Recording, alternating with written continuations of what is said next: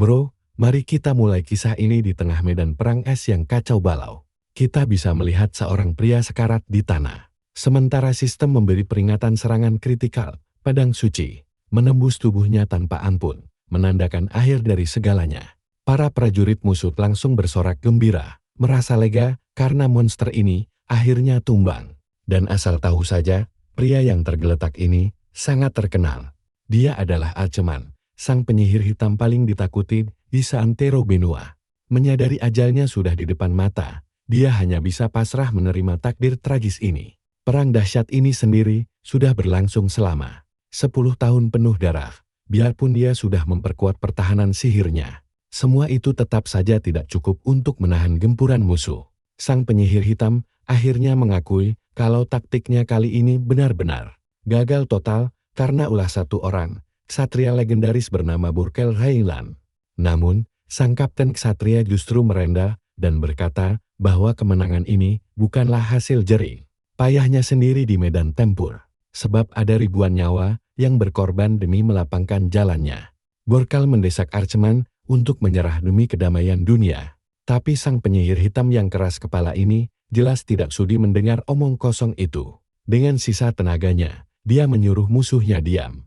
Archeman berteriak marah bahwa saat wabah mematikan membantai rakyat jelata dulu, para ksatria suci ini hanya diam menonton tanpa melakukan apapun demi menolong mereka. Dan sekarang, mereka berlagak sok suci bicara soal kedamaian.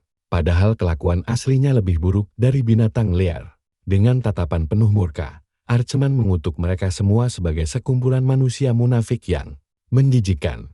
Tindakan egois manusialah yang mendorongnya menjadi iblis kejam. Tepat saat aura gelap mulai menyelimuti tubuhnya. Melihat luapan energi mengerikan yang dilepaskan Archeman, para prajurit langsung gemetar ketakutan setengah mati. Mereka tidak menyangka si penyihir masih bisa merapal sihir tingkat tinggi dalam kondisi sekarat. Seperti itu, beberapa ksatria panik dan mendesak untuk segera membunuhnya. Tapi Burkel langsung menghentikan niat mereka. Burkel mengingatkan bahwa ada 20 juta nyawa melayang dan diubah menjadi pasukan mayat hidup. Namun, Archeman malah tertawa sinis dan menganggap hal mengerikan itu sebagai hal yang wajar dalam peperangan. Sekarang perhatikan baik-baik bagian ini. Archeman menuduh Burkel bertarung hanya demi balas dendam pribadi atas kehancuran kampung halamannya. Ditantang begitu, sang ksatria hanya terdiam membisu tanpa membantah sepatah kata pun. Sambil menatap tajam, Burkel menegaskan bahwa dia berdiri di sana hanya demi satu tujuan mulia. Dengan penuh keyakinan, dia berteriak bahwa perjuangannya adalah demi masa depan anak-anak. Jawaban itu membuat Archeman seketika terpaku. Otaknya mendadak nyelap karena bingung. Burkel menjelaskan bahwa tugas generasi sekarang adalah mewariskan harapan terbaik untuk masa depan. Saat itulah, Archeman melihat bayangan dirinya yang mengerikan terpantul di mata sang ksatria. Namun di balik kebencian, dia justru melihat ketulusan murni yang tak pernah dia duga sebelumnya. Itu adalah tatapan ksatria sejati yang tulus bertarung demi melindungi anak cucu mereka dari kehancuran dunia.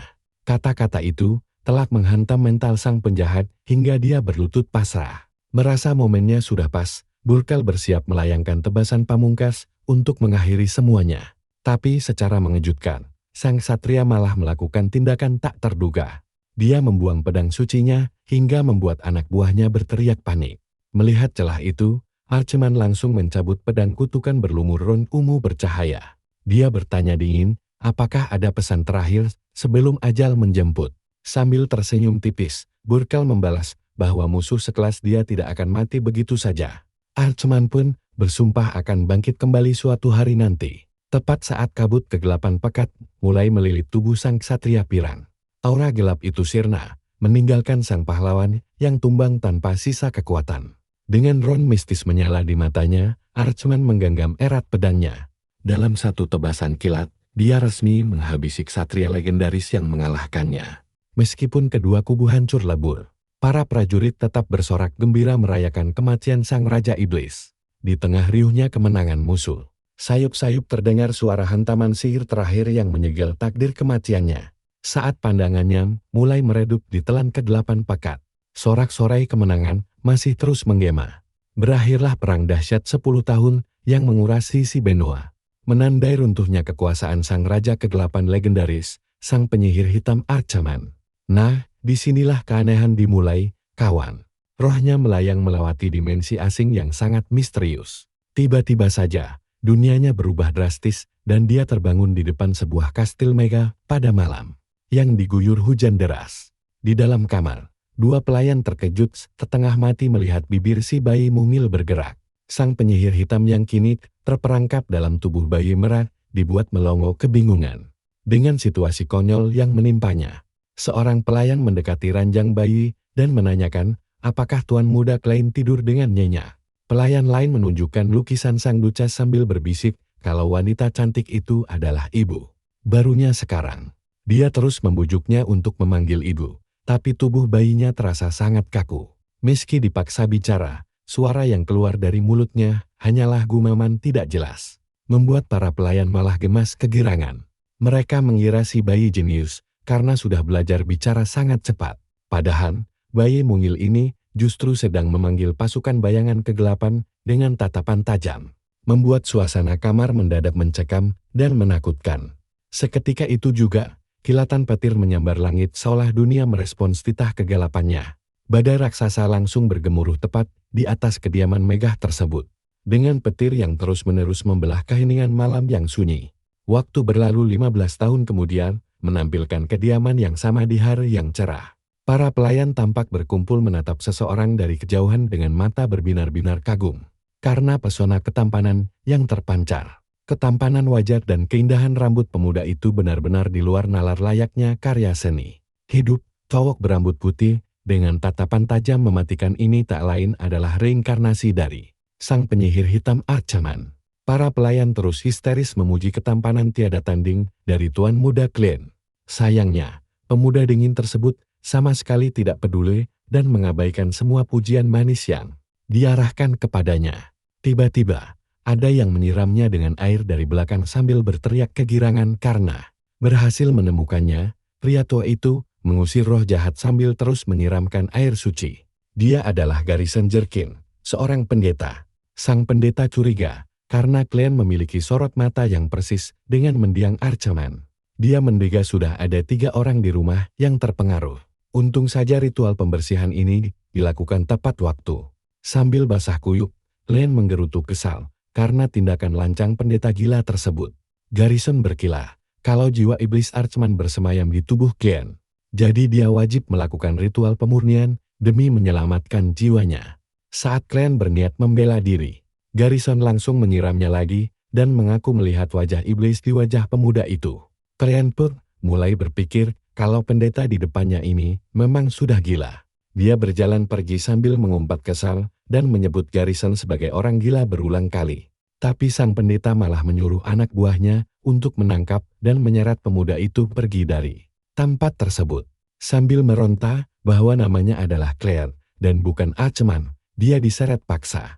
Saat direndam dalam air suci, Klein merenungi nasib sialnya karena dia yakin sudah mati di medan perang es kala itu. Tapi anehnya dia malah terbangun di tubuh seorang bayi mungil.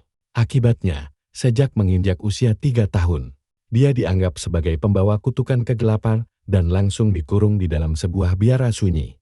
Di tempat terpencil itulah, petualangan penderitaannya dimulai bersama sang pendeta suci yang menyebalkan. Klein masih ingat betul bayangan menakutkan pria itu saat pertama kali muncul di ambang pintu kamarnya waktu kecil dulu.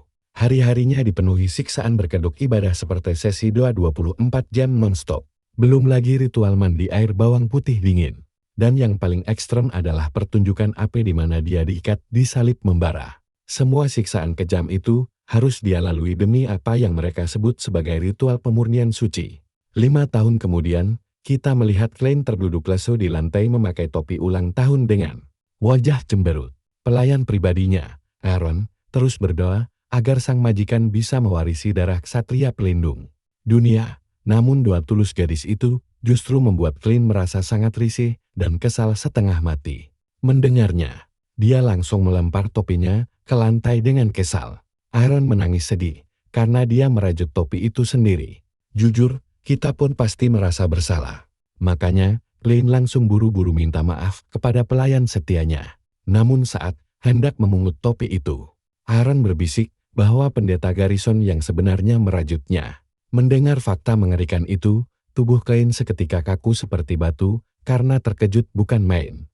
Dia memandang topi rajut itu dengan ekspresi jijik luar biasa terpampang di wajahnya. Tiba-tiba saja, Garrison muncul sambil memanggil nama Klein dengan nada manis. Mengaku sangat senang melihat hasil karyanya dipakai. Dengan senyum terpaksa, Klein langsung merobek-robek topi tersebut berkeping-keping di depannya.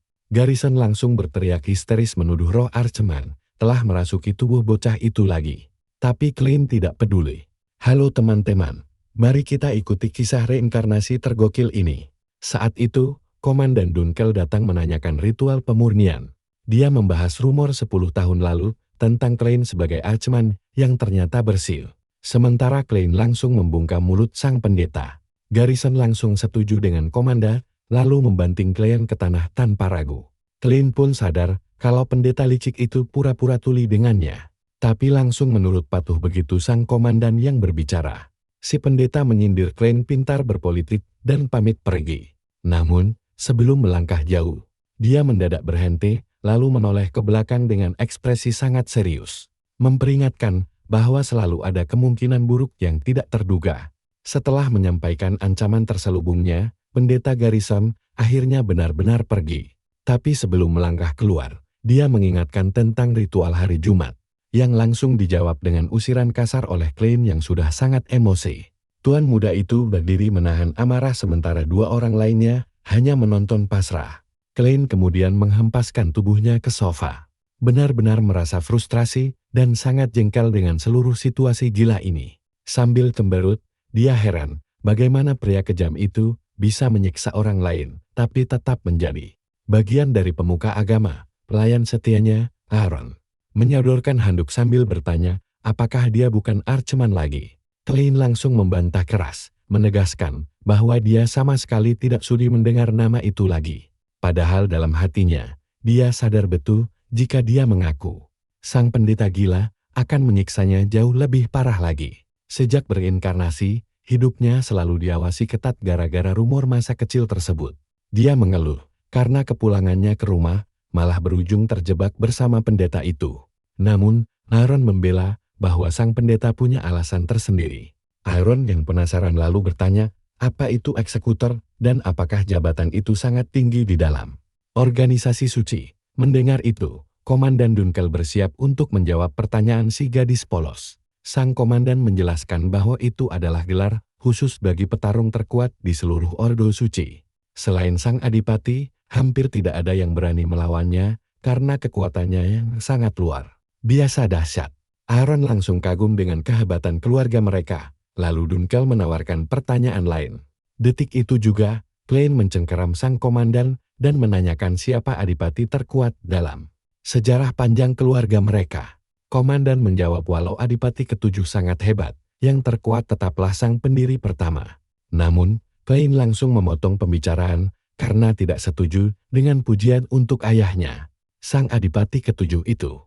Dengan tatapan tajam, bocah berambut putih itu menegaskan bahwa adipati pertamalah yang paling kuat. Jawaban frontal yang tak terduga ini seketika membuat sang komandan bungkam kebingungan. Komandan akhirnya paham. Lalu Aaron menimpali bahwa tuan mudanya memang sangat mengagumi adipati. Pertama, Aaron memperhatikan Klein terus menatap potret tersebut. Meski tatapannya sama sekali tidak terlihat seperti kekaguman.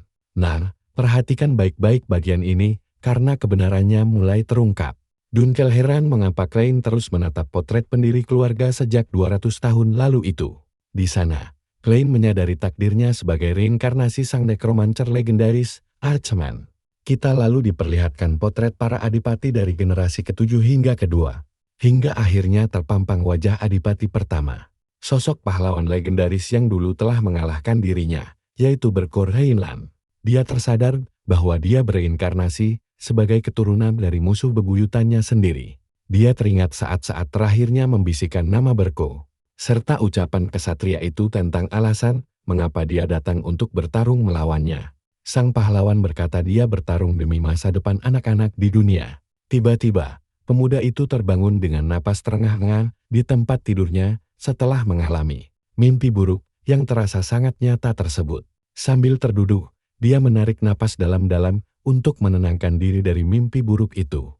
Dia bergumam betapa mengerikannya mimpi tadi seraya mengingat kembali identitas masa lalunya. Dulu dia lepas kendali dan hampir menghancurkan seluruh benua. Sebelum akhirnya dihentikan oleh kesatria suci Berko. Namun saat terbangun, 200 tahun telah berlalu dan kini dia menjadi keturunan musuhnya.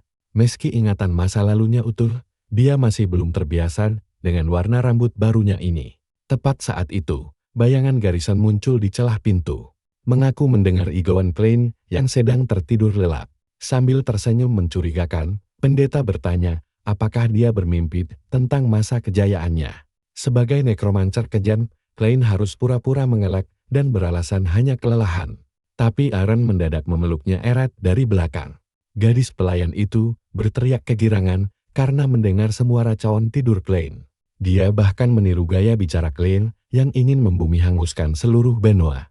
Membuat sang mantan Raja Iblis panik setengah mati. Tiba-tiba kepala pelayan Berkman datang mengumumkan bahwa pameran anggar akan segera dimulai. Mendengar rahasia Klein, Garrison dengan aura menyeramkan memutuskan untuk melipat gandakan sesi pemurnian harian untuk membersihkan jiwanya. Tuan muda langsung membekap mulut pelayannya karena sangat ngeri dengan keputusan itu. Di luar ruangan, dia berteriak frustrasi, mengutuk keputusan gila dari pendeta sadis yang tiada ampun tersebut. Sambil menyusuri lorong kastil, kepala pelayan menanyakan persiapan pameran anggar. Dia menegaskan bahwa sang adipati telah memerintahkan agar tuan muda ikut serta berpartisipasi langsung dalam acara tersebut. Klein terkejut dan heran mengapa ayahnya tiba-tiba ingin dia hadir di acara itu. Di sisi lain, kepala pelayan memarahi Aaron karena tidak sopan. Namun Klein segera membelanya dengan memberi Aaron sepotong kue. Klein menyuruh kepala pelayan melihat betapa bahagianya Aaron setelah makan kue itu. Kembali ke topik utama, dia menanyakan alasan mengapa dia mendadak dipanggil. Padahal sang ayah tidak pernah mengundangnya sebelumnya. Kalian pasti tahu kan tip kerabat menyebalkan yang suka bikin rusuh. Ya, Klein langsung paham situasinya begitu tahu keluarga cabang datang dan parahnya. Mereka sudah tiba di arena pertandingan. Salah satu dari mereka langsung mengejek Klein agar memanggilnya Tuan Archmont, bukan nama aslinya. Dua orang bodoh ini adalah sepupu dari pihak ayah yang sengaja datang untuk memprovokasinya tentang biara suci. Kelompok rakus yang makan dengan liar itu adalah kerabat jauh dari cabang utara. Lebih jauh di depan, dia juga melihat sepupu-sepupunya yang berasal dari wilayah barat keluarga besar tersebut. Seorang gadis berambut pirang tampil sangat anggun di antara mereka. Tiba-tiba salah satu sepupunya berteriak kasar menanyakan apakah dia tuli. Namun Klein mengabaikannya begitu saja karena menganggap mereka tidak penting.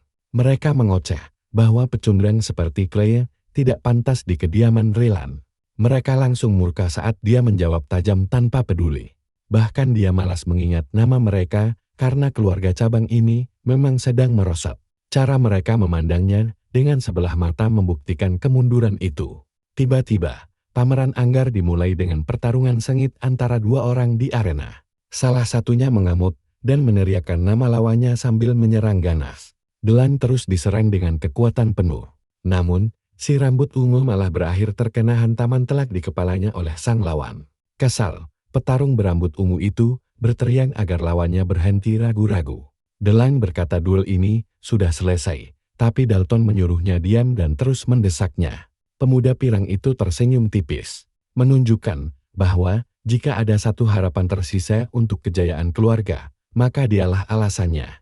Sebab dia adalah Delan Reinland, saudara tiri Klein dan sang jenius pedang sejati. Berkat bakat hebatnya, keluarga mereka tetap dihormati sebagai klan pendekar pedang nomor satu di seluruh wilayah.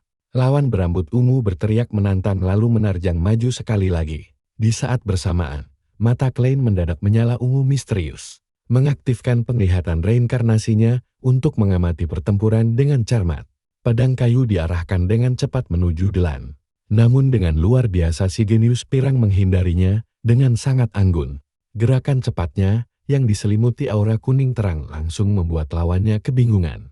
Mata sang nekromancer bersinar semakin tajam. Menyadari bahwa dia kini mampu membaca seluruh jalannya laga. Dengan penglihatan khusus tersebut, Dia dapat menganalisis setiap detail langkah kaki lincah dari Dylan. Dia bahkan tahu kapan sang adik tiri akan melompat. Frustrasi, si rambut ungu terus melontarkan makian seraya bersiap menyerang lagi. Klein juga bisa melihat aliran mana dari teknik rahasia keluarga Rhineland.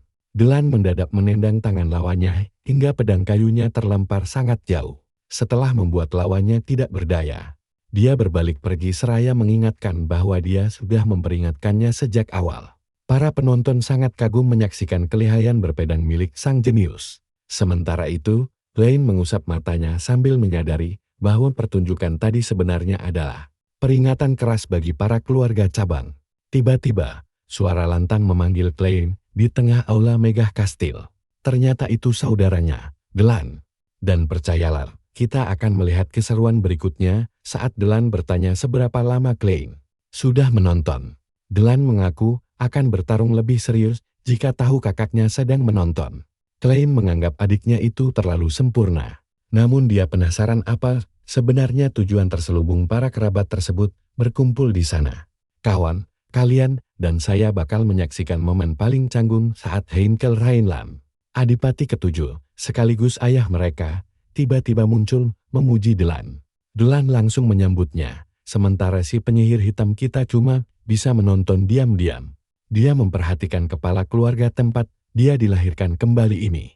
Sang adipati dengan bangga memuji kerja keras Dylan demi mencapai posisinya sekarang. Bagi sang ayah, Dylan tampaknya adalah satu-satunya sisa kebanggaan yang dia miliki. Sang komandan pun ikut memuji bakat luar biasa anak muda itu. Dylan merendal dan bilang jalannya masih panjang. Tapi ayahnya langsung memotong dan memanggil namanya. Dia lalu mengulang kembali petuah kuno dari adipati pertama. Wejangan tentang kewajiban sejati seorang kesatria keluarga Rhineland. Heinkel meminta Dylan mengukir pesan itu di dalam hatinya, yang langsung disambut ucapan terima kasih. Detik berikutnya, sang adipati berbalik dan memanggil putra kedua yang sedari tadi diabaikan. Si rambut putih Klein langsung tegang melihat ayahnya mendekat. Dengan perlahan, tangan sang adipati terulur dan menyentuh kepala anak itu. Tapi sayang, dia bilang kalau dia sama sekali tidak bisa merasakan adanya mana di dalam tubuh Klein. Klein hanya bisa meminta maaf, merasa dirinya sekarang hanyalah beban bagi semua orang. Sang komandan mencoba membelanya dengan menjelaskan bahwa anak itu menghabiskan masa pelatihannya di sebuah biara yang jauh dari keramaian. Namun, desas-desus langsung menyebar di antara para kerabat tentang putra kedua yang tidak punya mana ini. Mereka berbisik bahwa pewaris langsung keluarga utama ini tidak berguna, dan sudah saatnya cabang keluarga lain mengambil alih kekuasaan. Sang protagonis memilih pergi. Dia merasa bisa menahan semua hinaan itu. Tapi bayangan tantang berkel mendadak melintas di benaknya. Dia teringat ucapan sang kesatria bahwa pertempuran ini demi masa depan anak-anak di dunia mereka. Kenangan itu membuat Klein mengepalkan tinjunya erat-erat. Dipenuhi rasa marah dan frustrasi yang mendalam. Dia berpikir bahwa kejayaan keluarga Rhineland sudah habis, dan dia merasa sangat menyesal telah mempertaruhkan nyawanya demi keluarga busuk ini. Saat rombongan pergi, salah satu kerabat berpamitan pada Klein dengan nada mengejek. Dalton mulai memprovokasi dan bertanya mengapa seorang tuan muda bahkan tidak tahu cara memegang padang. Dia terus menghina pemuda berambut putih itu. Dalton menyebutnya sebagai aib memalukan bagi keluarga besar. Tapi Klein membalas dengan menyindir status Dalton yang cuma dari keluarga cabang dan mengejeknya. Soal wanita, Dalton pun langsung terkejut mendengar balasan tak terduga itu. Sekarang, perhatikan baik-baik bagian ini. Klein menyindir, apakah Dalton pikir uang bisa membungkam rumor buruk? Kesal rahasianya ketahuan, Dalton langsung menyerang sang tuan muda. Tapi dengan satu gerakan simpel, Klein langsung membantingnya ke tanah. Sambil terkapar di lantai, Dalton terus mengoceh menghina. Tapi Klein santai saja menjawab kalau dia baru saja melampiaskan kekesalan atas kekalahannya tadi. Merasa terpojok, kerabat kurang ajar ini mulai membawa-bawa ibu kandung Klein yang misterius. Dengan tatapan mata yang menggelap, sang protagonis berbalik dan bertanya apa yang barusan dia katakan.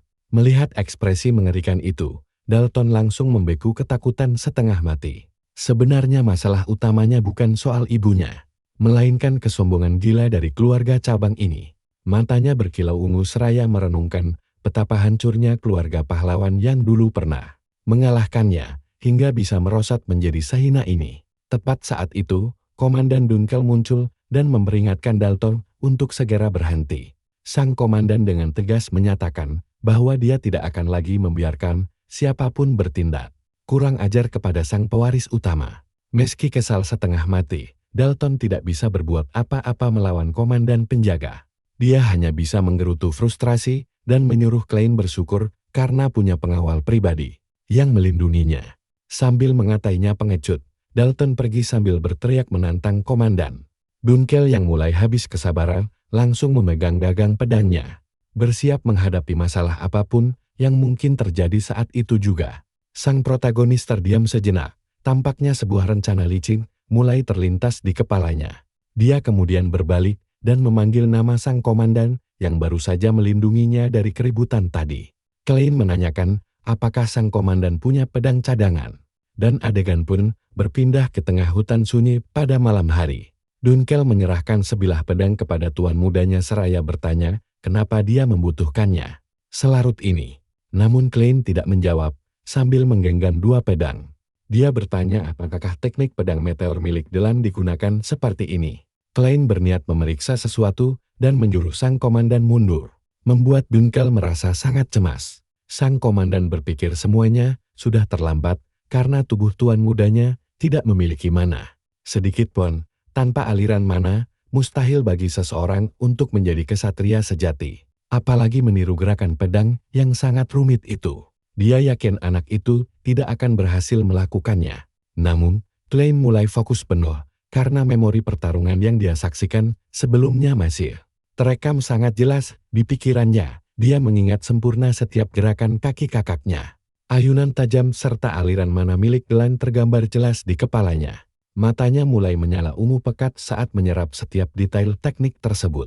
Tiba-tiba, sang komandan merasakan pusaran energi aneh yang sangat kuat di dekatnya. Kalian pasti tidak menduga apa yang terjadi berikutnya. Dunkel berbalik dengan wajah shock karena merasakan aura luar biasa mengerikan menyelimuti tempat itu. Dia benar-benar tidak percaya dengan apa yang sedang dia saksikan sekarang. Sang tuan muda langsung menebas sebongkah batu besar dengan ledakan energi ungu yang dahsyat. Sorot matanya menyala tajam saat mengeksekusi teknik itu secara presisi. Diselimuti aura kegelapan, dia tampak seperti sosok yang berbeda. Sang komandan dibuat bungkam melihat kehancuran dahsyat akibat tebasan barusan. Dengan terbata-bata, dia hampir tidak bisa memanggil nama tuan mudanya. Sementara Klein tersenyum puas karena berhasil menggunakan jurus itu dengan sempurna. Pelayan Erin dibuat panik setengah mati melihat apa yang menimpa tuan mudanya.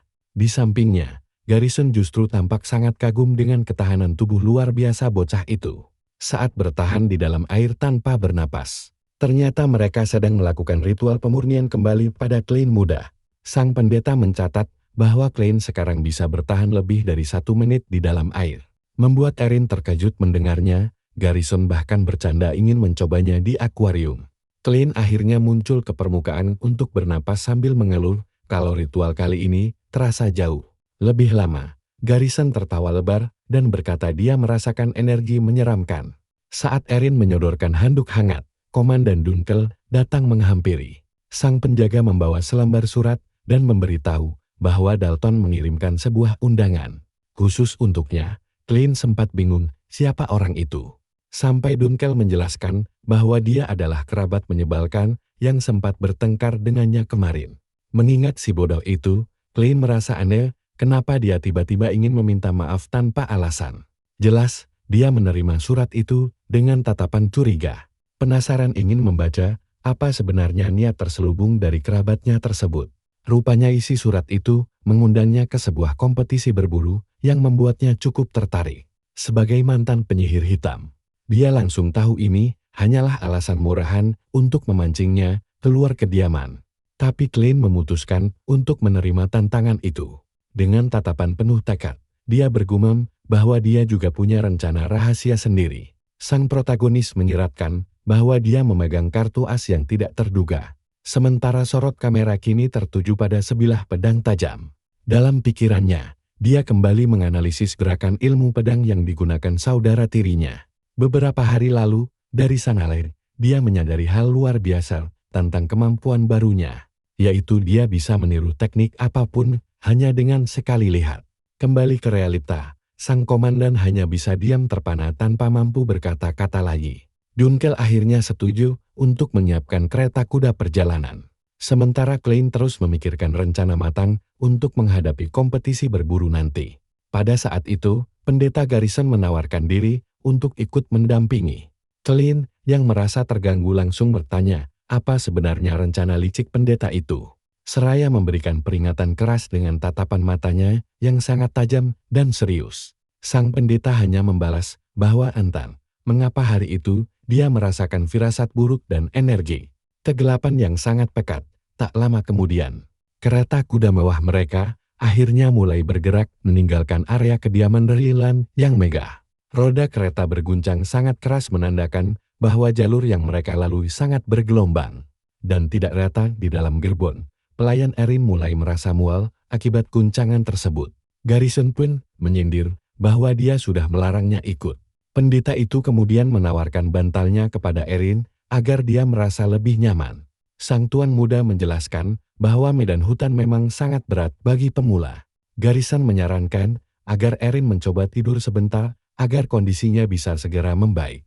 Klein langsung menyuruh sang pendeta memberikan bantal itu tanpa banyak drama. Sambil menatap keluar jendela kereta, pemuda berambut putih itu tenggelam dalam lamunan panjangnya di sepanjang sisa perjalanan mereka menuju lokasi kompetisi. Dia memperhatikan hamparan pemandangan hijau yang subur dan berpikir betapa banyak tempat ini berubah seiring berjalannya waktu. Pikirannya melayang kembali ke masa 200 tahun silam, saat wilayah ini hanya dipenuhi salju dingin dan monster Fallen Ones. Dia tak menyangka gurun es yang beku kini berubah menjadi tempat yang begitu asri. Mengingat musuh bebuyutannya, dia yakin semua perubahan drastis ini adalah ulah berkel.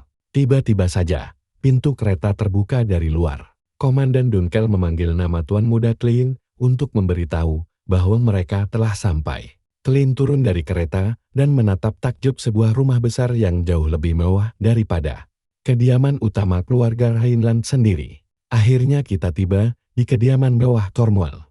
Klein berpikir kompetisi bocah kaya ini pasti bakal sangat menarik untuk kita tonton bersama.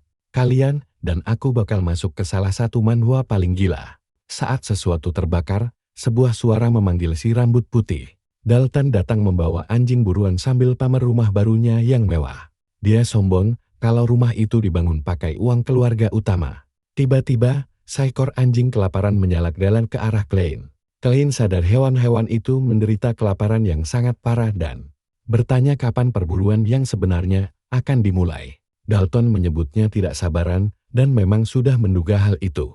Sambil mengulurkan tangannya, dia menyuruh tuan muda kita untuk memperhatikan baik-baik apa yang akan terjadi selanjutnya. Dalton melepaskan semua anjing pemburu dan mengumumkan kalau kompetisi resmi dimulai. Dia sengaja menyebar potongan daging di seluruh gunung untuk memancing mereka. Kerabat sombong ini bilang hidung anjing lapar 100.000 kali lebih tajam dari manusia. Sambil menyiapkan busurnya, dia membidik saat anjing-anjing itu berlari mengejar umpan. Seekor anjing mendekati potongan daging. Tanpa menyadari bahaya yang mengancam, hewan itu mendekat. Tiba-tiba, Dalton menembakkan anak panah ke arah anjing-anjing itu hingga melolong kesakitan. Dalton tertawa jahat dan merayakan hasil buruannya. Iron mendekat sambil memanggil tuan mudanya, membuat Dalton menoleh. Dia mengenali Iron sebagai pelayan Claire, lalu memegang kepalanya dengan paksa, sambil tersenyum licik yang sangat menyebalkan. Kerabat gila ini berniat memberikan pekerjaan baru untuknya. Dia langsung mencengkeram lengan Iron dengan sangat erat hingga gadis itu ketakutan. Namun secara mengejutkan, seseorang menahan pergelangan tangannya dan menyuruhnya segera melepaskan tangan kotor itu.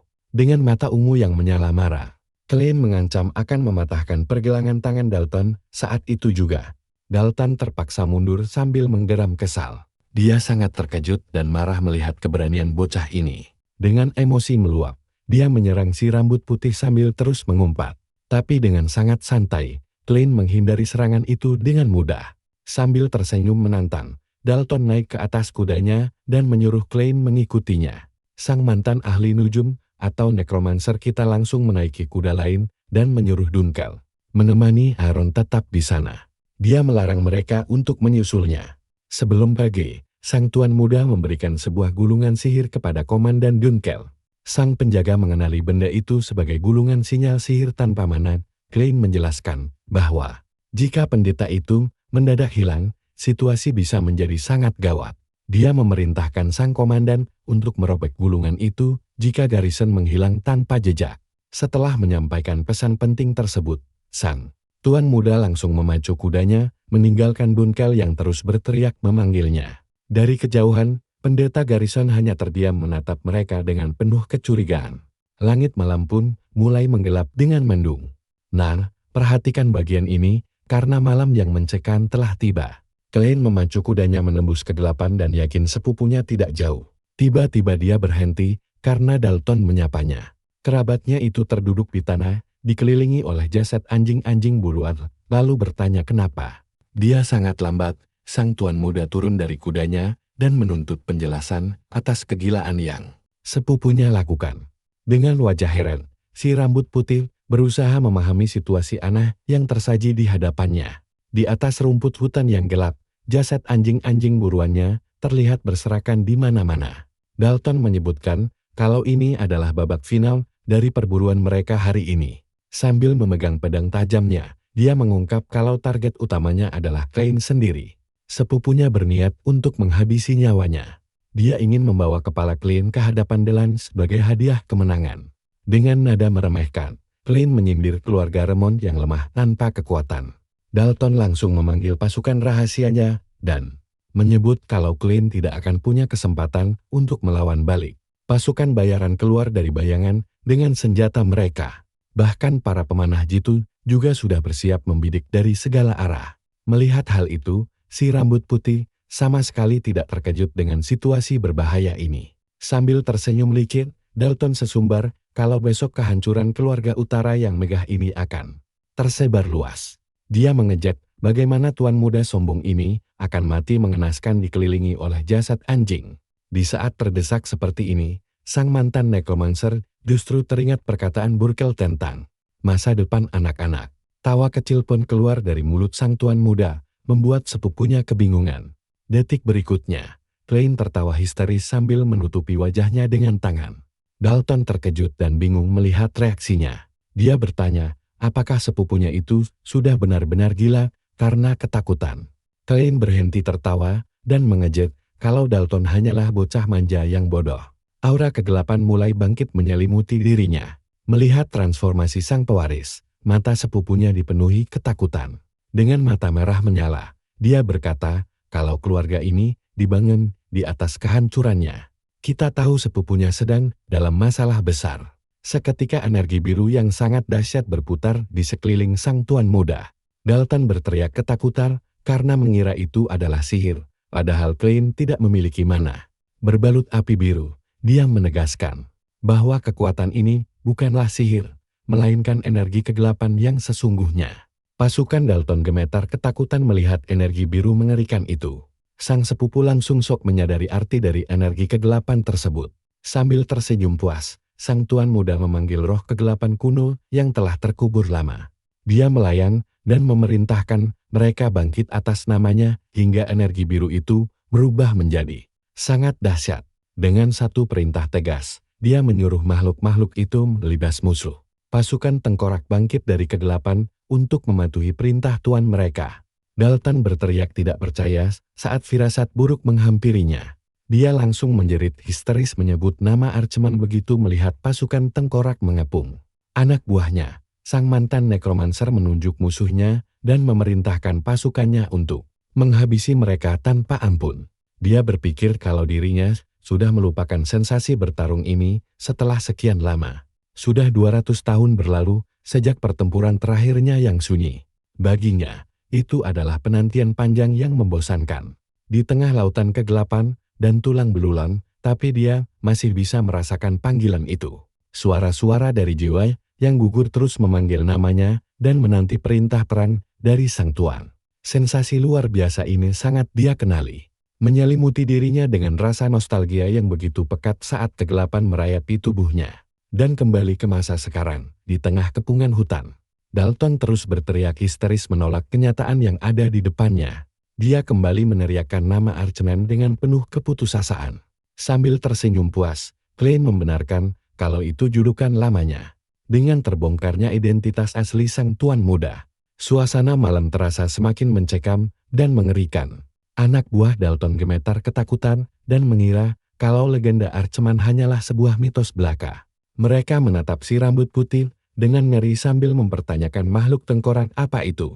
Salah satu tengkorak bermata merah menyala mengerang dengan suara yang sangat menyeramkan, membuat mereka terdiam membeku. Mereka mencoba mencerna apa yang baru saja disaksikan.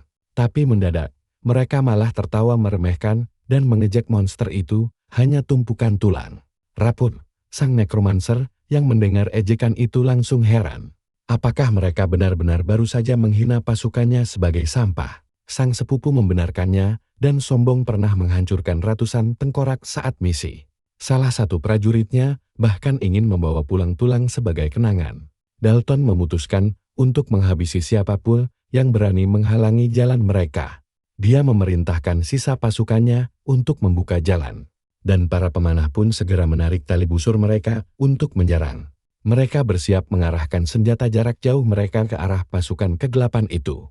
Seorang tentara bayaran membidikan anak panah dengan akurat, menunggu aba-aba menyerang. Dalton akhirnya memberikan perintah perang. Dia menyuruh pasukannya menembak secara bersamaan. Seketika hujan anak panah melesat membelah langit malang menuju ke arah sang tuan muda. Serangan itu semakin dekat seolah akan langsung menembus tubuhnya. Namun dari tatapan matanya yang tenang, si rambut putih sama sekali tidak merasa panik ataupun takut. Hanya dalam hitungan detik, ribuan anak panah itu sudah berada sangat dekat dengan pasukan tengkorak. Dalton tersenyum sombong dan berteriak, "Lain malang pasti sudah jadi landak sekarang." Namun senyumannya langsung sirna ketika menyadari sesuatu yang tidak terduga terjadi.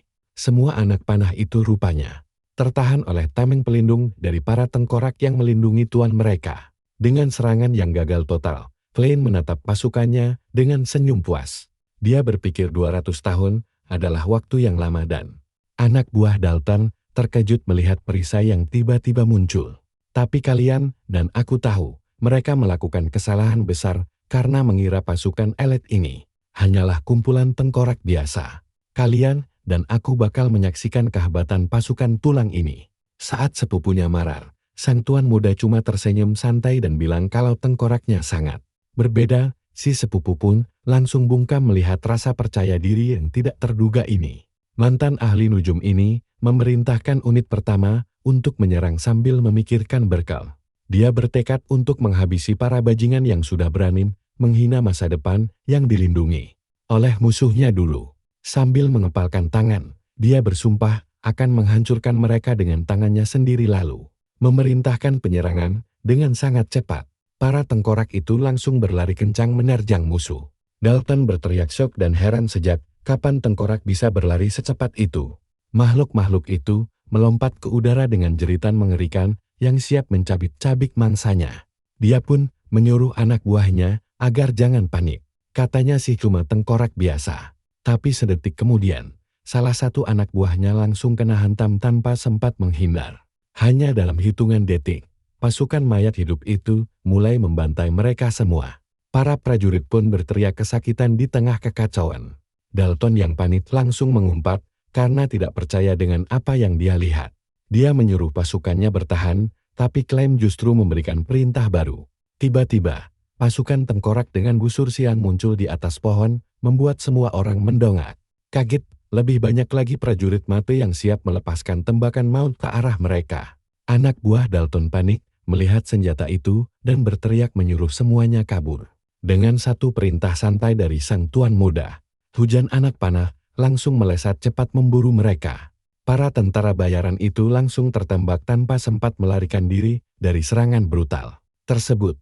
Terlihat bayangan mereka menjerit kesakitan saat tubuh mereka ditembus oleh puluhan anak panah. Di tengah kekacauan itu, sesosok tengkorak menyerang Dalton, sementara anak buahnya bertumbangan tak bernyawa. Dia mulai putus asa dan merasa ini tidak masuk akal karena tengkorak ini sangat tidak normal.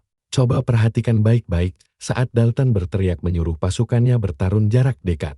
Tapi tidak ada yang mendengarkan teriakannya yang putus asa itu. Tiba-tiba saja, sesosok tengkorak mencengkeramnya dari belakang. Dia sangat terkejut dan langsung melepaskan cengkeraman itu dengan marah. Sambil memaki, dia bersiap menebas menggunakan pedangnya. Dan dengan satu serangan presisi, dia berhasil mengenai kepala makhluk tulang itu. Dalton tertawa puas dan merasa menang karena berhasil memenggal kepalanya. Tapi dugaannya salah besar. Tengkorak tanpa kepala itu justru menyerangnya dengan tendangan super kuat hingga dia terpental jauh. Dia kebingungan karena yakin sudah menebas kepala musuhnya sampai lepas. Sambil tersenyum tipis, Klein mengingatkan kembali kalau dia sudah memperingatkan bahwa pasukan tengkoraknya memang berbeda. Lihat saja tubuh tengkorak itu yang kembali bangkit, berdiri meski tanpa kepala. Hebatnya lagi, makhluk itu dengan santai memungut kepalanya sendiri dari tanah yang membuat semua orang melongo syok. Mantan ahli nujum itu menjelaskan kalau kekuatan inilah yang membuatnya bisa menguasai benua dulu.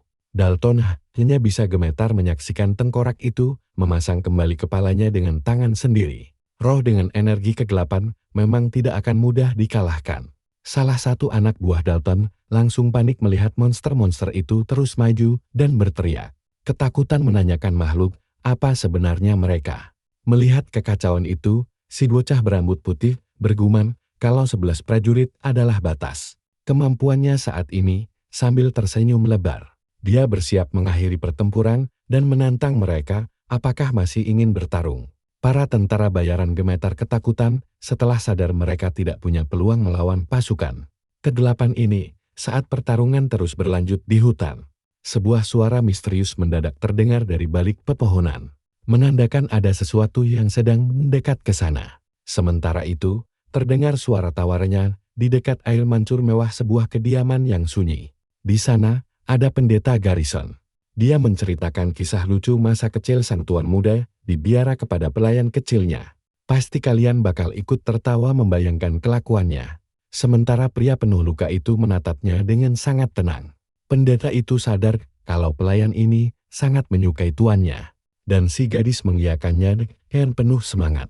Sambil mengunyah makanan sampai pipinya gembung, Tyrone kecil mengaku sangat mengagumi sang tuan muda. Dia mulai menceritakan semua kebaikan tuannya yang luar biasa itu. Tapi di sisi lain, kita diperlihatkan adegan kejam saat si kecil Klein menyuruh musuhnya diam saat dibantai habis-habisan. Pelayan kecil itu bilang tuannya sangat baik hati. Padahal, di hutan para bandit sedang berjuang hidup dan mati. Gadis itu terus memuji kehangatannya saat sesosok tengkorak menebas musuh tanpa ampun. Dia bercerita kalau tuannya suka berbagi kue.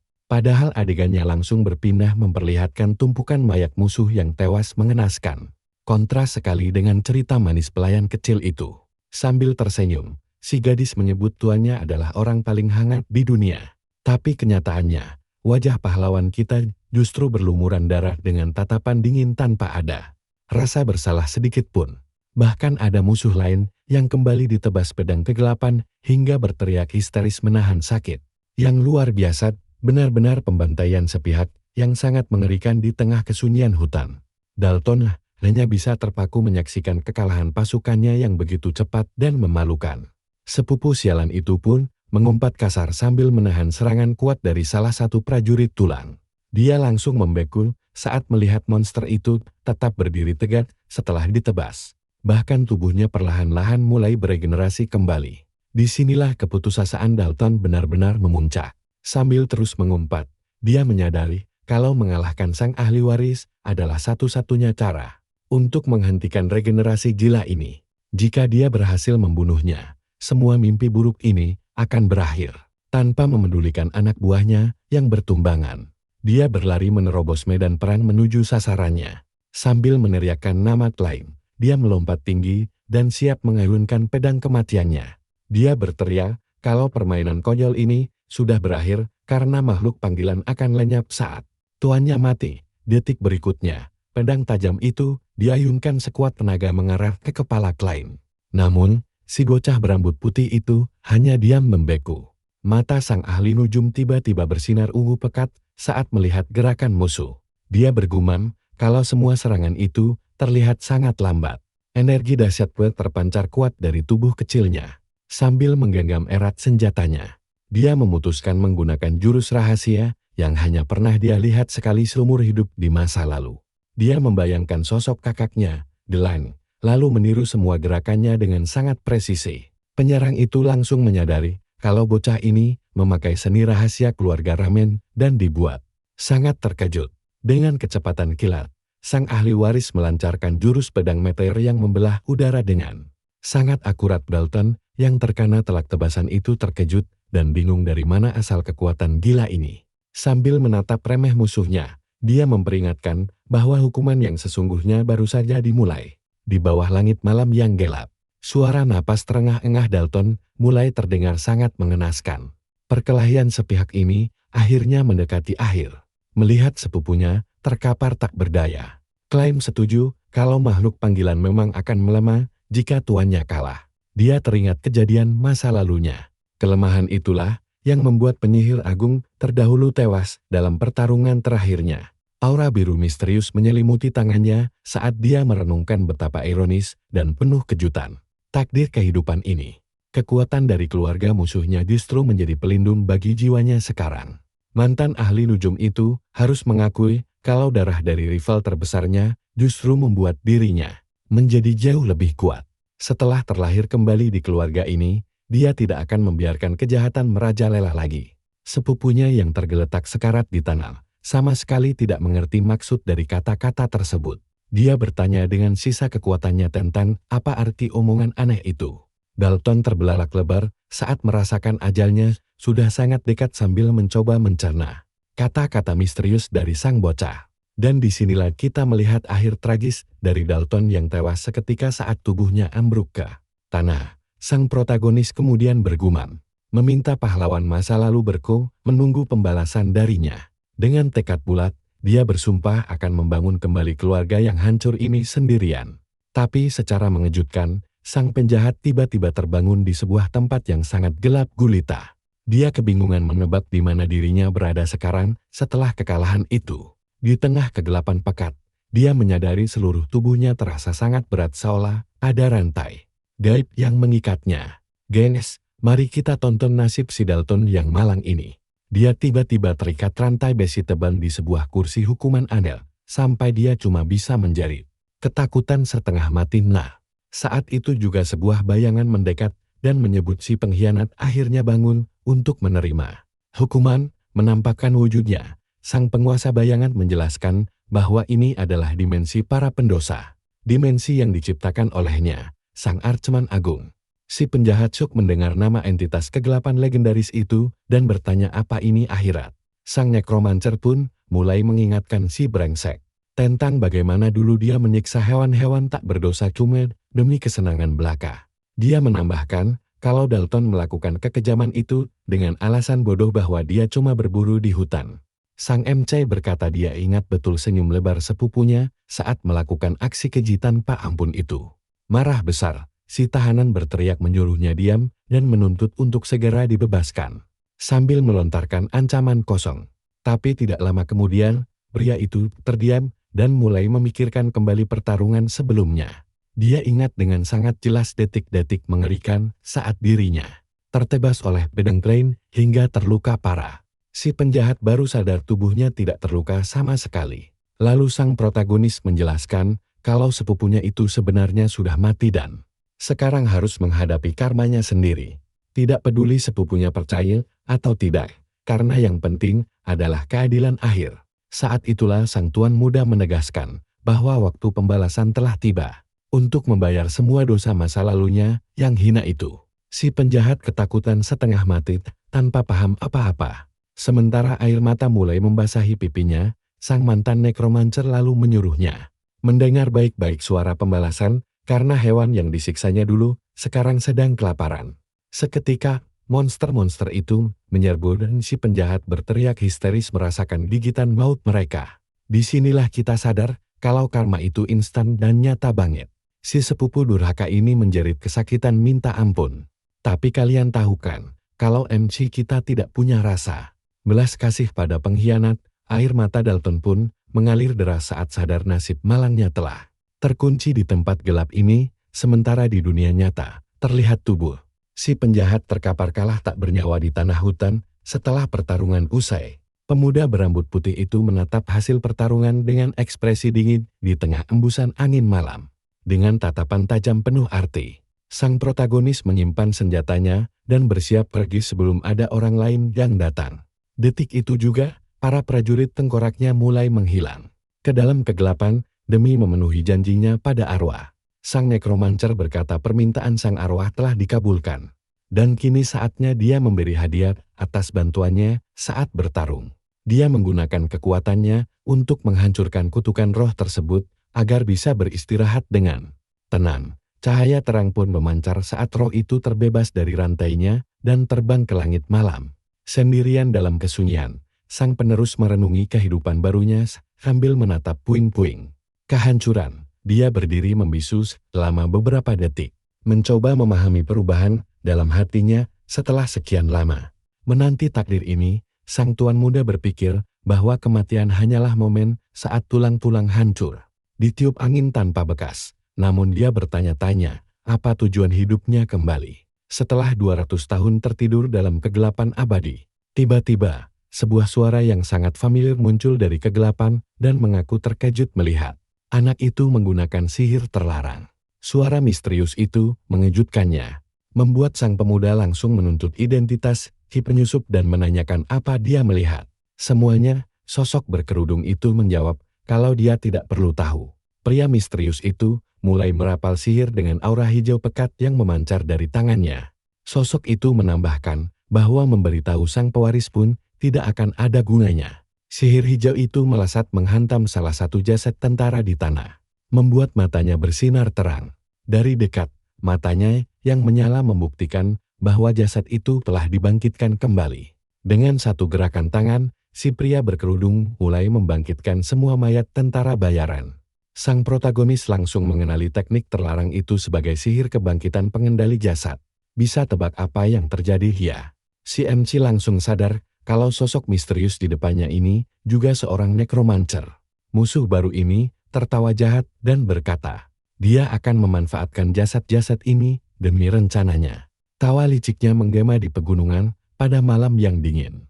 Sementara itu, di kediaman, pelayan bernama Erin menemui Dunkel untuk menceritakan kisah lucu tentang tuan muda. Namun sang komandan terlihat cemas dan berkata akan mendengarnya nanti. Dia terus menatap gulungan sinyal sihir dengan penuh keheranan. Dia heran mengapa tuannya memakai barang darurat. Apalagi sudah 3 jam berlalu dan firasatnya makin buruk. Khawatir, dia berniat menyusul sang penerus tapi dihadang oleh penjaga lain. Para penjaga itu memperingatkan kalau meninggalkan pos saat kompetisi masih berjalan adalah pelanggaran berat. Sang komandan pun menatap mereka dengan penuh rasa curiga untuk mencari tahu rencana busuk mereka. Tiba-tiba dia mengenali lambang keluarga Cornwall dan menduga mereka adalah anak buah Dalton. Menyadari jebakan ini, dia menegaskan tidak akan tinggal diam jika mereka berani menghalanginya lagi. Kedua penjaga itu langsung menelan ludah. Ciut seketika melihat tatapan mengintimidasi dari sang komandan. Dunkel kemudian berbalik menghadap Erin dan berkata tuan muda pergi terlalu lama sehingga dia harus menyusulnya. Kesatria itu meminta si pelayan pulang ke kediaman dengan aman didampingi pendeta Garrison. Namun, seorang penjaga menyahut kalau sang pendeta sudah pergi diam-diam dengan wajah tegang, membuat semua orang bingung. Saat itulah sang komandan teringat peringatan tentang aura jahat di hutan, dan sadar sang pendeta pasti menyusul sang pewaris. Tanpa membuang waktu, dia memacu kudanya dengan tegang, karena tahu situasi ini sudah benar-benar lepas kendali. Dia menggigit gulungan sihir, dan yakin kalau hilangnya sang tuan muda bukanlah kebetulan belaka. Sang ksatria berkuda secepat mungkin. Sangat yakin ada bahaya besar yang sedang mengancam anak itu di dalam hutan. Sementara itu, sang protagonis berdiri sendirian menghadapi pasukan mayat hidup baru. Pimpinan penyihir misterius, pemuda berambut putih itu, mulai membaca situasi karena sadar seluruh energi kegelapannya sudah terkuras habis sebelumnya. Kondisi tubuh yang kelelahan membuatnya tidak bisa memanggil monster bawahan. Musuh berkerudung itu mengejek tubuh lemah sang pemuda yang tidak akan sanggup bertahan, lalu memerintahkan pasukannya menyerbu. Seketika, kawanan monster mengerikan berlari kencang ke arah sang tuan muda. Namun mantan nekromancer itu hanya mengepalkan. Tangannya erat-erat, merasa geli melihat musuhnya begitu sombong ingin menghabisinya dengan mudah. Sambil tersenyum meremehkan, dengan mata ungu menyala, dia memperingatkan si penyihir kalau dia bakal tamat. Tiba-tiba lambang suci yang bersinar muncul di punggung tangan sang pewaris. Menerangi seluruh kegelapan, para mayat hidup terus merangsak maju sambil menggeram lapar dan siap mencabik-cabik tubuhnya. Detik itu juga, mata musuh berkerudung terbelalak kaget karena tidak mengerti apa yang akan terjadi. Pilar cahaya emas raksasa tiba-tiba menembus langit dan menghantam tanah dengan kekuatan suci yang dahsyat. Dari dalam cahaya itu muncullah ksatria emas raksasa yang langsung menghajar para monster dengan pukulan mautnya. Dengan mata keemasan yang menyala, sang pelindung memohon berkah suci untuk menyucikan seluruh wilayah kegelapan ini. Semburan energi surgawi yang luar biasa besar langsung turun menyapu habis semua ancaman di sekitar sang pewaris. Musuh berkerudung itu mengerang kesakitan akibat terkena dampak langsung dari kekuatan sihir suci yang begitu dahsyat tersebut. Dahsyatnya ledakan membuat si penyihir kegelapan terlempar sangat jauh. Sambil gemetaran mandi keringat dingin, dia heran manusia macam apa yang bisa mengendalikan kekuatan dewa sedahsyat itu. Dan begitulah akhir pertarungan epik ini. Kita semua tahu kalau prajurit dengan kekuatan tempur paling mengerikan di dunia akhirnya benar-benar telah bangkit kembali, sebuah bayangan. Kalian harus bersiap untuk ini. Karena sesosok pendeta mendadak muncul dari balik debu tebal demi menenangkan sang tuan muda. Dengan wajah serius penuh keyakinan, dia kini hadir untuk melindunginya. Namun pertarungan belum usai karena kawanan mayat hidup masih terus menyerbu membabi buta ke arah mereka berdua di tengah hutan lebat. Mereka menyerang sang pendeta dan tokoh utama kita tanpa rasa takut sedikit pun. Salah satu monster aneh bahkan meraung mengerikan, berniat mencabik-cabik pria penuh luka itu. Tapi, prajurit suci kita langsung mendaratkan pukulan cahaya suci tepat di wajah monster itu hingga hancur berkeping-keping. Dia lalu meluncurkan serangan dahsyat untuk meratakan sisa musuh. Dia memerintahkan semua musuh tunduk. Sang pemuda teringat bahwa hanya ada 3 senjata manusia terpilih yang menjalankan perintah mutlak dari Paus Agung Gereja Suci. Sebagai petarung terkuat, mereka bisa menggunakan pusaka suci peninggalan orang suci terdahulu. Senjata legendaris ini dikenal luas, memiliki energi sihir yang sangat luar biasa. Kekuatan mereka sangatlah gila. Tuan muda tahu para ksatria cahaya ini mampu menghancurkan dinding raksasa dengan mudah.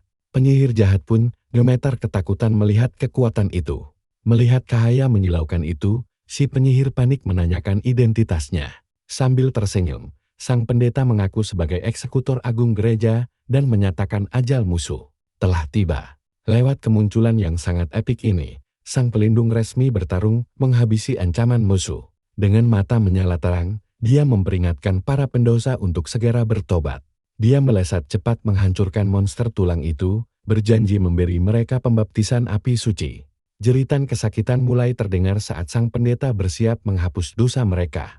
Dia menghentakkan kakinya dengan sangat keras, hingga tanah hancur berantakan. Gerakan sederhana itu menghasilkan gelombang kejut yang dahsyat dan menerbangkan debu di sekitarnya. Cahaya terang langsung menghantam gerombolan mayat hidup itu, membinasakan mereka seketika. Sambil memegang kitab sucinya, sang pendeta berkata bahwa inilah yang disebut dengan belas kasih. Dia menegaskan bahwa ini adalah penghakiman terakhir. Melihat pembantaian sepihak itu, si penyihir jahat mulai berkeringat dingin ketakutan. Bayangkan betapa paniknya musuh kita saat melihat pasukannya dilibas habis sampai penyihir. Kegelapan itu langsung lari terbirit-birit. Sambil kabur ke dalam hutan, dia mengumpat karena merasa dijebak dan harus melawan monster sekuat itu. Dalam pelarian yang kacau tersebut, topengnya sampai terlepas. Wajah paniknya kini terlihat jelas. Namun tiba-tiba, sang pendeta muncul bagai hantu di belakangnya dan bertanya dengan nada dingin ke mana dia ingin pergi. Dia mencengkeram kepala si penyihir dengan sangat kuat, hingga musuh menjerit kesakitan. Pendeta itu berbisik bahwa doa belum selesai dan menyuruhnya bersyukur. Sambil mendengar tangisan histeris musuh, sang pendeta menjatuhkan vonis mati. Dia lalu memanggil cahaya suci untuk mengakhiri eksekusi kejam ini secara instan. Setelah menyaksikan pembantaian suci itu, tuan muda berjalan turun dari bukit.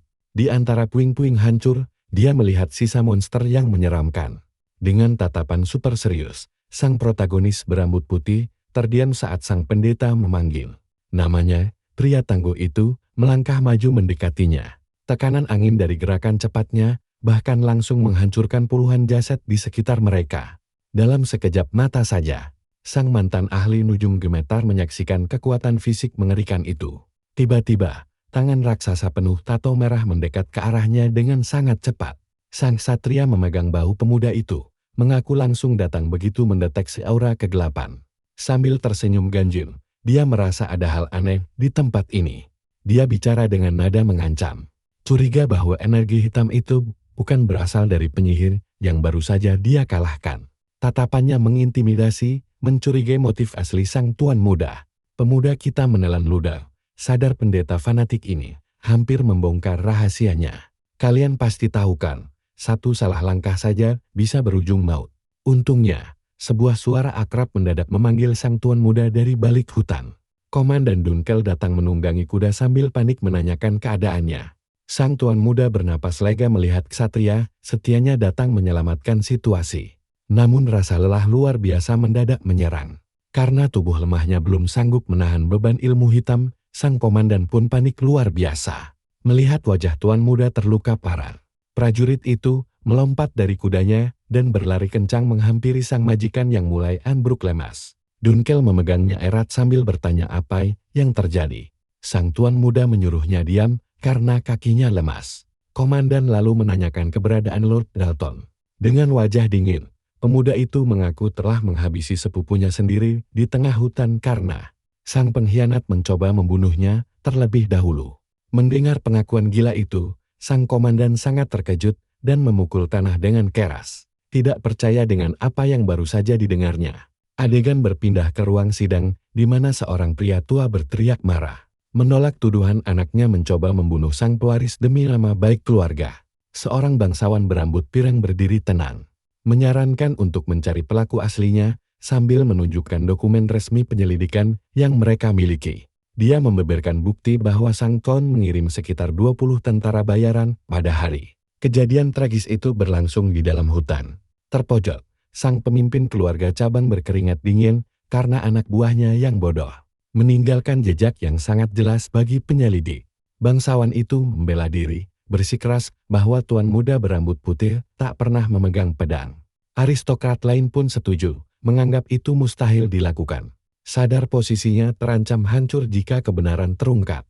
Pria tua yang licik ini langsung memutarbalikkan fakta demi menyelamatkan nama baiknya sendiri. Dia meragukan identitas sang pewaris, lalu menuduh anak itu sengaja menyebarkan rumor palsu sejak kecil bahwa dirinya adalah reinkarnasi dari entitas kegelapan kuno.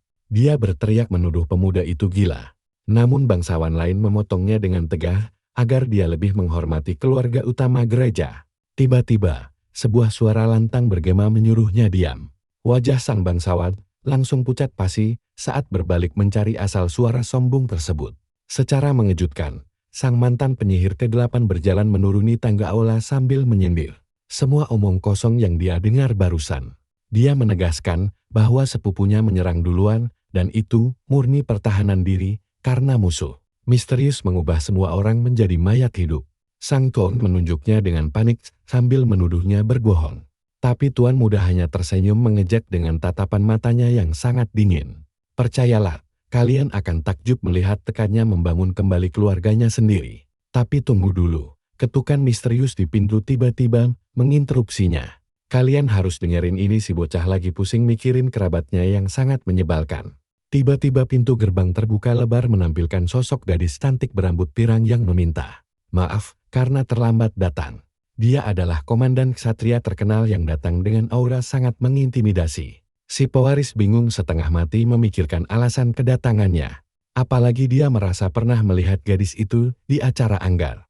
Beberapa bangsawan merasa keterlibatan komandan ini sangat aneh. Namun ayah si bocah menjelaskan bahwa dialah yang mengizinkannya masuk. Sang duke membela wanita muda itu dengan sangat tenang. Dia menjelaskan bahwa mendiang telah menyelesaikan banyak misi untuk para ksatria. Karena itu, sang pemimpin menegaskan kalau wanita tersebut punya hak penuh untuk ikut dalam rapat penting ini. Dengan tatapan tajam, sang ksatria mengamati seisi ruangan tanpa melewatkan satu detail pun.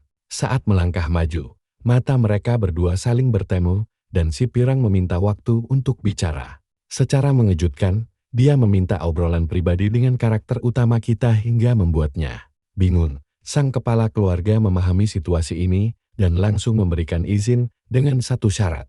Dia meminta agar percakapan mereka berlangsung cepat. Sang Grand Duke mengizinkan pemuda itu pergi bersama si wanita.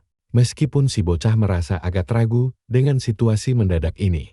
Dalam hati, si pewaris mengeluh kesal karena harus berurusan dengan gadis menyebalkan ini secara tiba-tiba. Namun, dia segera sadar bahwa momen ini bisa menjadi peluang emas. Ada 3 kemungkinan di kepalanya: konfirmasi, kecurigaan, atau ujian.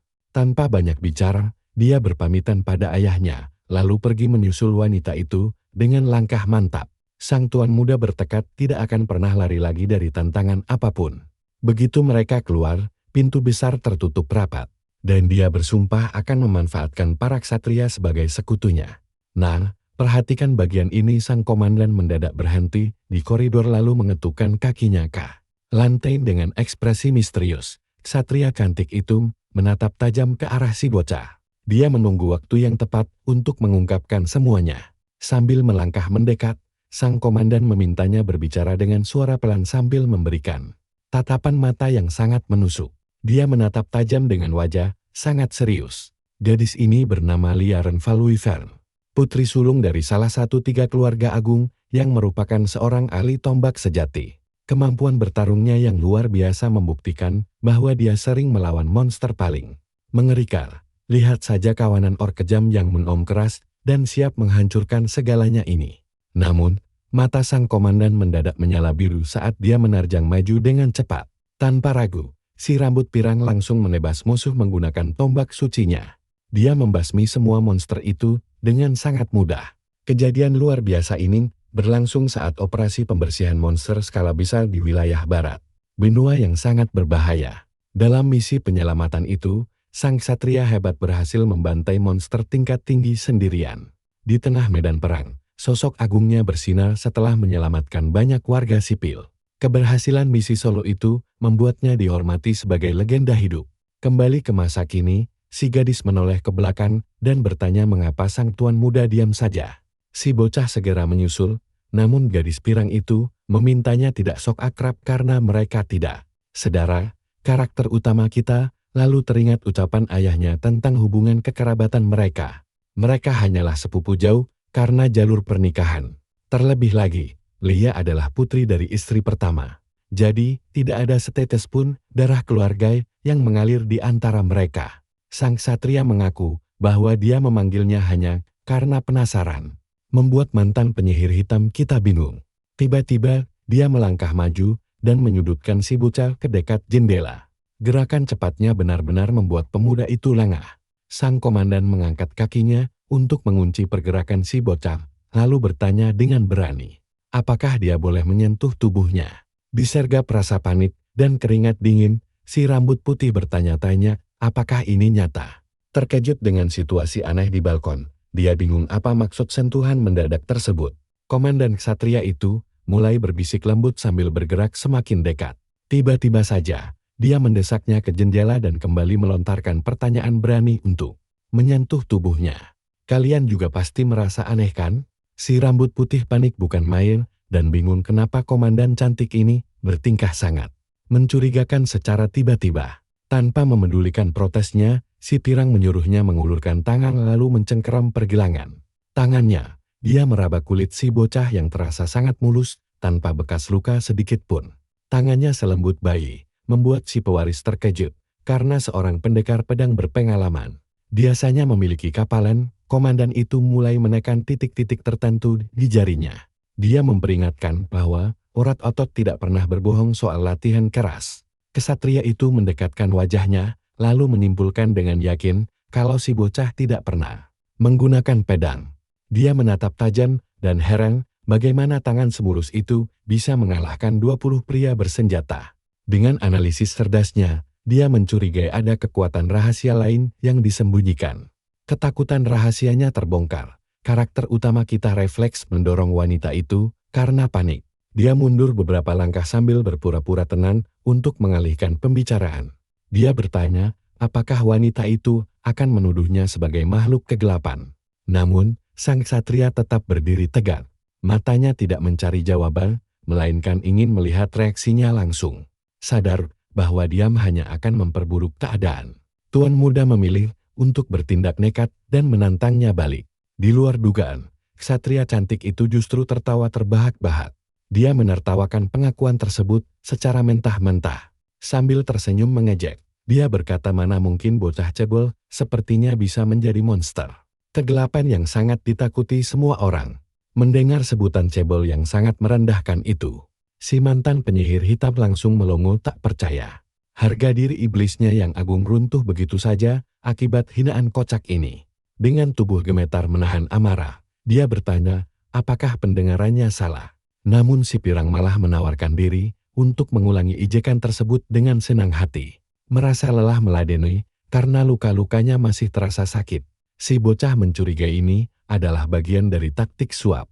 Tapi sang ksatria justru berbalik dan berkata hari sudah sore. Komandan itu berjalan ke tepi balkon sambil menatap pemandangan luar dengan tatapan serius. Dia yakin penguasa kegelapan yang asli tidak akan pernah mau menerima penghinaan sekonyol ini. Kembali ke aula utama, para penjaga mengumumkan kedatangan sang tuan muda bersama sang komandan. Mereka berdua berjalan dengan sangat santai melewati karpet merah. Kedatangan mereka langsung menyita perhatian seluruh bangsawan. Di kursinya, si bocah menyadari kesalahan masa lalunya yang terlalu pasrah karena dikurung selama 7 tahun penuh. Melihat tatapan murka dari sang bangsawan lain, dia tahu tidak akan ada yang percaya argumen pembelaan dirinya. Tiba-tiba, sang Grand Duke memecah kesunyian ruang sidang. Dia bertanya apa yang dibicarakan di luar tadi. Bukannya menjawab, si rambut putih justru melangkah maju dan menghunus pedangnya hingga membuat sang komandan ksatria terkejut. Dia menancapkan pedang besarnya ke lantai sidang dengan sangat keras hingga guncangannya bergema. Tindakan agresif yang mendadak ini membuat seluruh bangsawan syok.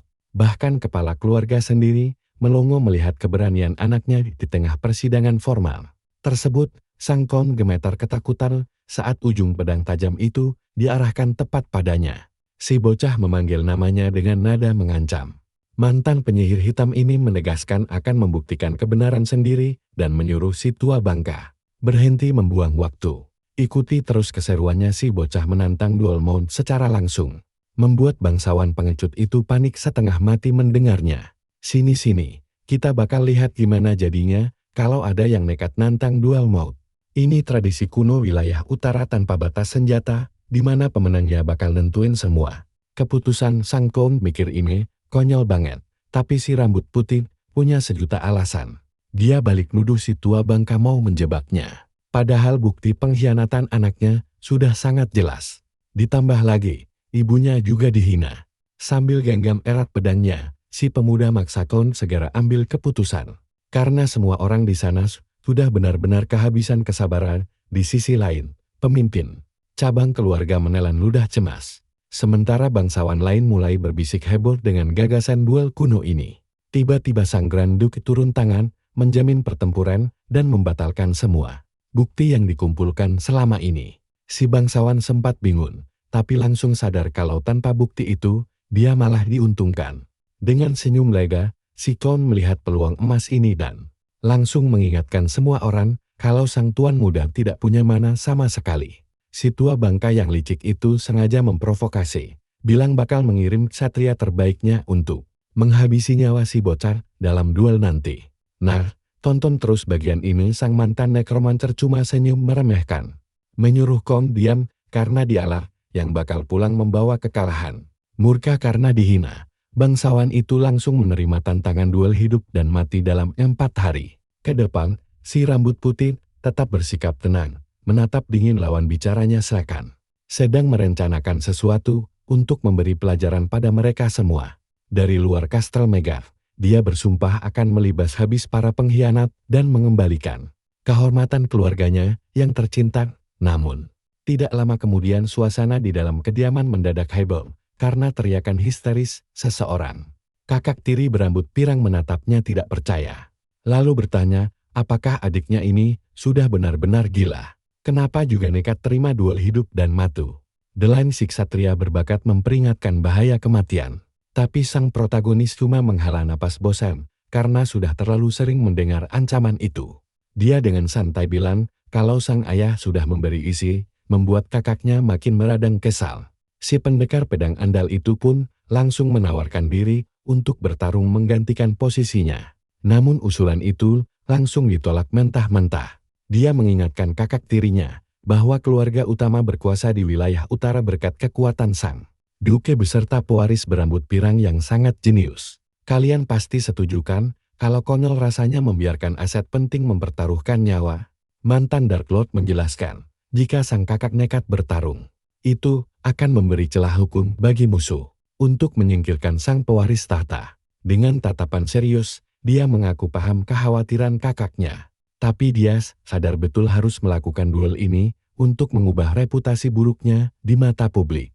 Sambil bersedekap dada, pemuda itu menegaskan tidak ada alasan untuk mundur. Karena dia sanggup membereskan semua kekacauan ini sendirian. Si jenius pedang pun mendadak teringat kembali ke masa lalu. Dia teringat ketika adiknya baru lahir, berlari kencang demi melihat wajah mungilnya dari dekat. Gambar berganti fokus pada tangan rapuh sang bayi di dalam ranjang, diselimuti cahaya hangat. Dengan pandangan penuh kepolosan, si kakak merasa seperti melihat sosok malaikat nyata untuk pertama kali. The Line menegaskan tidak peduli walau mereka berbeda ibu, karena ikatan persaudaraan mereka sangatlah kuat. Apalagi dia sudah menunggu selama 7 tahun demi kepulangan adiknya. Tiba-tiba, si pirang mencengkeram kerah baju adiknya dengan sangat emosional, meluapkan kemarahan serta rasa khawatir yang mendalam. Namun, sang adik hanya diam membisu, melihat setitik air mata mengalir di pipi sang ksatria tanggul. Mantan nekromancer dibuat terkejut setengah mati. Bingung apa alasan sebenarnya di balik tangisan tersebut. Tiba-tiba, seorang penjaga membuka pintu ruangan besar dan memotong pembicaraan mereka. Memanggil si rambut putih dengan tergesa-gesa. Prajurit itu langsung meminta maaf atas kelancangannya menyela percakapan penting. Dia mengabarkan bahwa Count Cornwallis sudah menunjuk ksatria perwakilannya. Kakak tirinya yang cemas langsung mendekat dan bertanya siapa sosok lawan yang bakal dihadapi oleh adiknya dalam duel nanti. Penjaga itu menyebut nama ksatria bernama Randall. Dengan wajah tegang, dia menjelaskan kalau orang itu adalah ksatria buangan yang sangat ditakuti karena kebrutalan bertarungnya di masa lalu. Setelah itu, pintu kayu dari kedai tua misterius di tempat terpencil terbuka perlahan. Prajurit menceritakan alasan pengusiran sang ksatria. Sementara, terlihat pajangan kepala singa besar tergantung kokoh di dinding. Menurut laporan, ksatria bayaran itu punya hasrat membunuh gila yang tak terkendali. Sembari minuman merah dituang ke gelas. Selanjutnya, tampak adegan mengerikan dengan mayat-mayat bergelimpangan di lantai. Di tengah bantaian itu, duduk seorang pria raksasa bertubuh kolosal. Dia meneguk sisa minuman keras langsung dari tong kayu kecil dengan sangat rakus bagaikan binatang buas liar kelaparan. Wajahnya kotor saat dia menyeringai lebar. Mengaku sudah lama tidak mendengar jeritan putus asa dari anak bau kencur. Tapi di ruang sidang, sang tuan muda tetap bersikap tenang. Dia tidak takut sama sekali, dan percaya deh, kita bakal melihat pertarungan yang epik.